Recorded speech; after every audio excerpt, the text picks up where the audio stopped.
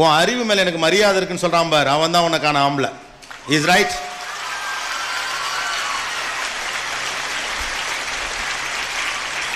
அப்படி ஒரு பொண்ணு தான் பசங்களுக்கு பிடிக்கும்.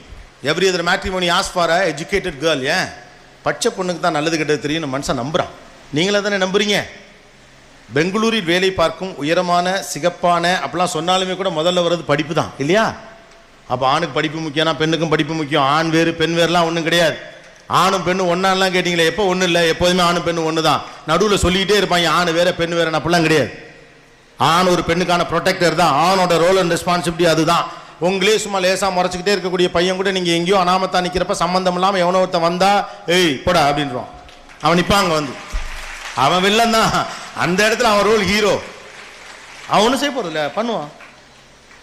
அதுக்கால் டன்னல் வியூமா. நம்ம காடுகளில் வாழ்ந்தவர்கள். நம்முடைய ஆரம்ப கால தொழில் என்பது வேட்டை.